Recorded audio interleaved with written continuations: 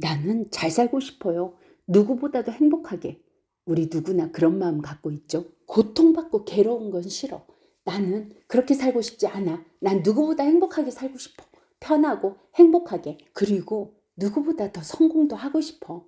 아니, 성공까지는 아니라도 보통으로 좀 잘 먹고 잘 살고 싶어. 평균은 돼야 되지 않겠어? 평균으로라도 잘 먹고 잘 살고 싶어요.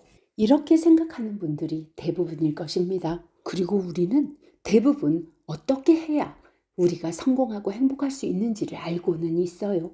왜냐하면 많은 성공 사례들을 우리는 알고 있잖아요. 우리는 스스로의 오욕, 칠정에 무너진 사람들은 성공하지 못한다. 평범하게도 어렵다. 이렇게 모두 알고 있어요. 오욕, 식욕, 성욕, 수면욕, 재물욕, 명예욕과 칠정, 희노애락, 오욕, 애의 우리의 생각과 감정, 의지, 뜻 이런 모든 마음들이 합쳐져서 지금 우리가 어떤 뜻을 지니고 어떤 생각을 하면서 어떻게 말하고 어떻게 움직일지를 우리는 결정하고 있거든요. 그러니까 모든 것을 내가 결정하고 있다는 뜻이에요. 하느님이 결정하는 것이 아니라 운명적으로 뭐가 결정되어진 것이 아니라 내가 지금 생각하고 내 뜻과 의지를 반영해서 내가 그것에 의해 말하고 행동하고 있다는 거죠. 그래서 우리는 삼업이라고 하는데 이 삼업 때문에 우리가 업보 중생이 돼버리는 거예요. 업의 과보를 받는 중생이라는 거죠. 삼업이라는 것이 뜻과 말과 행동이라는 것인데 다른 말로는 신업, 구업, 의업이라고도 말해요. 몸과 입과 뜻으로 지은 과보다 이렇게요. 그런데 이 삼업으로 인해서 우리는 악도에 빠지기도 하고 고통과 괴로움 속으로 그 과보에 의해 그렇게 빠지기도 하고 또 이 삼업에 의해서 부처가 되기도 하고 신령이 되기도 하고 천상계로 모든 고통과 괴로움에서 벗어날 수 있기도 해요. 다만 우리가 갖고 있는 뜻과 의지와 우리의 말과 행동에 의해서 모든 것이 변해간다는 거죠. 그러니까 내 우주는 다만 내가 만들었다는 거예요. 내 몸도 내가 만든 거고요. 내 마음에 들든지 안 들든지 상관없이 내가 지어놓은 삼업에 의해서 과거에 의해 지금의 내가 있고 지금의 나로 인해 미래가 있다는 거 우리 모두 다 잘 알고 있잖아요. 그런데 우리가 무언가를 이루어낼 때는요. 임계점을 지나야 돼요. 끓는 점을 지나야 된다는 거죠. 물을 끓이기 시작하면 기체 상태로 액체가 기체 상태로 변화하는 점을 임계점이라고 하죠.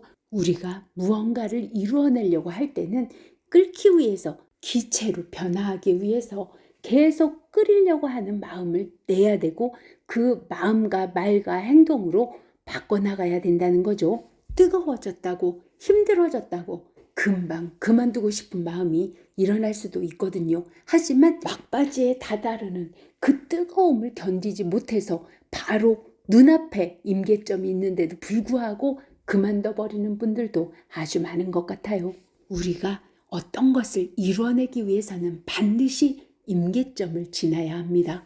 하지만 그 사람의 노력 여부 그리고 복덕의 유무에 따라서 조금씩 임계점이 달라지기도 하죠. 그렇게 우리는 스스로가 무언가를 열심히 하지 않고는 어떤 것도 이루어낼 수 없다는 걸 우리 모두 잘 알고 있어요. 그런데도 자꾸만 스스로가 지어놓은 과보가 그만큼 노력하지 않은 과보가 복덕을 지어놓은 과보가 그다지 없기 때문에 스스로 그만한 성취를 이루지 못하는 거라고 생각하지를 않고 자꾸만 다른 핑계와 변명을 대요. 자신은 죽을 노력을 다했는데 최선을 다했는데 이뤄내지 못했다 이러면서 주변 환경이나 주변 사람들을 원망하는 분들도 많이 계시더라고요. 아니, 한번 생각해 보세요. 남의 우주에 내가 들어갈 수 있어요? 아니면 내 우주에 남이 들어올 수가 있어요? 내 우주는 오로지 내가 만드는 거잖아요. 남의 우주는 남이 만드는 거고요. 아무리 가까운 사람이라도 그 사람의 우주에 내가 온전히 어떻게 그 사람의 우주를 좌지우지할 수 있다는 거예요. 그 사람 마음이 그 사람 마음대로 움직일 건데 내 마음대로 움직이지 않아요. 상대방 마음은 상대방 뜻대로 움직이는 거예요. 겉으로 좋은 척해도 속으로 나쁠 수도 있고 속으로는 나빠도 겉으로 좋은 척할 수도 있고 내가 아무리 자식이라도 아무리 가까운 사람이라도 그 사람 마음을 내 뜻대로 할 수 있다고 생각하는 사람은 정말로 오만한 사람입니다. 내 뜻대로는 내 맘도 잘 안 되잖아요. 그러면서 내가 어떻게 아무리 가까운 사람이라 하더라도 그 사람 마음을 내 뜻대로 움직일 수 있다고 생각하십니까? 거기다가 상대방의 성공이나 실패가 내가 좌지우지할 수 있다, 이런 생각을 하는 분도 계시더라고요. 상대방의 성공이 내가 잘해서다, 내가 잘해줬기 때문이다, 이렇게 생각하는 분들도 많이 계신데요. 아닙니다. 영향은 줄 수 있었지만 그 사람이 노력가, 그 사람이 과보인 거예요. 우리 모두는 아주 잘 알고 있어요. 상대방의 우주는 상대방의 일이다. 내 우주는 내 일이다. 어떤 누구도 책임과 의무와 권리가 자기 자신에게 있지 다른 사람에게 있지 않다. 오죽하면 부처님조차 스스로 내가 한 바 없다, 스스로 교화되고 스스로 좋아진 것이지 내가 한 바 없다 라고 말씀하셨을까요? 부처님이 골백 번을 말씀하신다 하시더라도 스스로 받아들이지 않고는, 스스로 바뀌려고 들지 않고는 어떤 것도 바뀌지 않잖아요.